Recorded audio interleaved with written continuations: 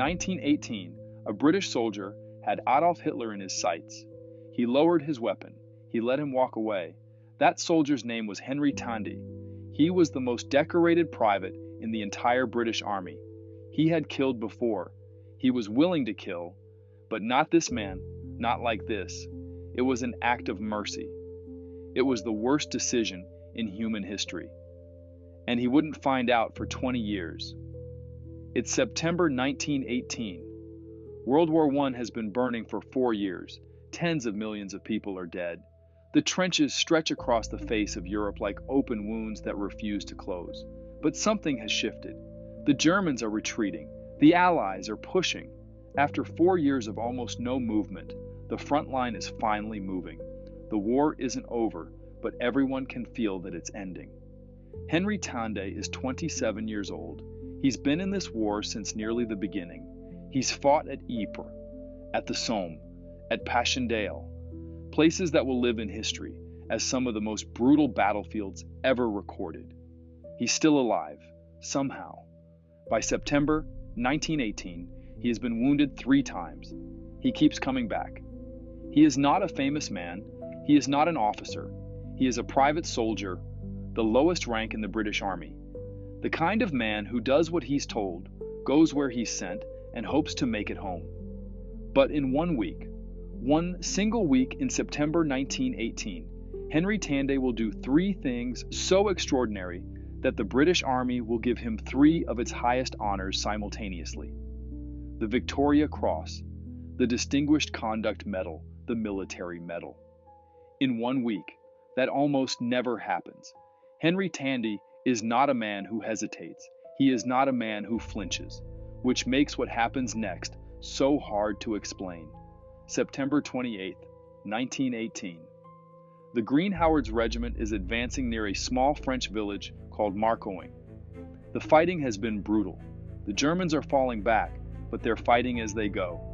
Every field, every road, every tree line is contested.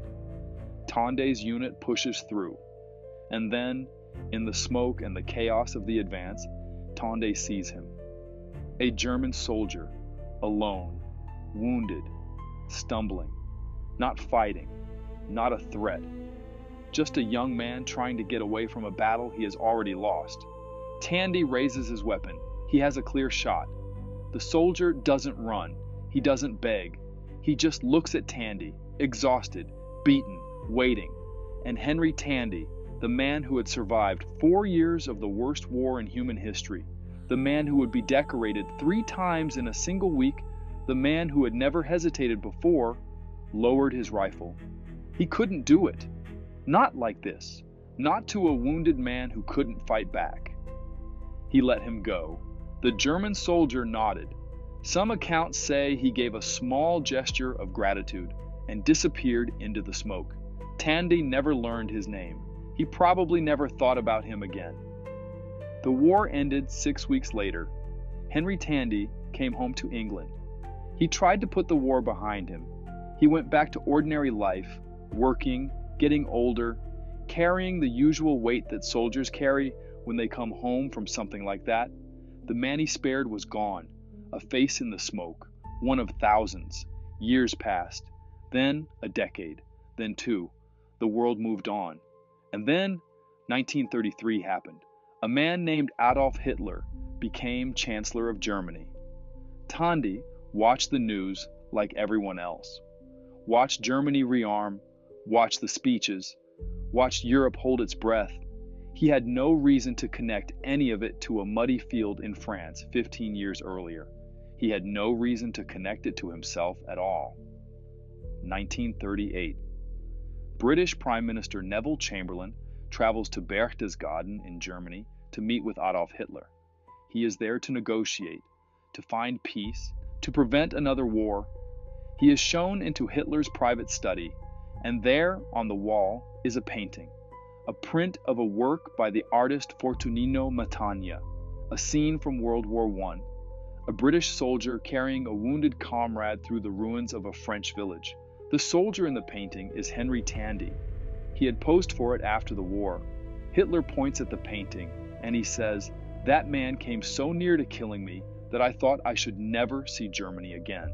Providence saved me. Chamberlain's office contacts the British War Office. The British War Office contacts Henry Tandey. The message is simple. Adolf Hitler says you spared his life in 1918. Henry Tandey, now in his late 40s, living quietly in England, reads that message, and the face in the smoke comes back. The wounded soldier, the clear shot, the decision to show mercy. He had thought about it as one of thousands of small moments in a long, brutal war. Now he understood what it actually was. Here is what we know for certain. Henry Tandey was real. The most decorated British private of World War I, Hitler was serving on the Western Front in September 1918 in the same general region. The painting was on Hitler's wall. Here is what we can't fully prove. There is no record from 1918, no diary entry, no letter, no military document that confirms this specific encounter happened exactly as described. The entire story traces back to Hitler's own claim, made 20 years later to a foreign dignitary. Hitler had every reason to mythologize his own survival. By 1938, he was already building a story of divine providence. A British soldier showing mercy and walking away fits that narrative perfectly. Some historians believe it, some don't, but here is what is not in dispute. Henry Tandey believed it. He gave interviews later in life. He confirmed that he had spared a wounded German soldier that day. He had no way of knowing if it was Hitler specifically, but he believed it was, and that belief followed him for the rest of his life. When World War II began, when the bombs fell on London, when the death camps were discovered, when the final count came in at somewhere between 70 and 85 million people dead, Henry Tandey lived with the weight of what he had done, or what he thought he had done. He died in 1977. He was 86 years old. He never stopped thinking about it. Did Henry Tandey spare Adolf Hitler's life? The truth is, we don't know.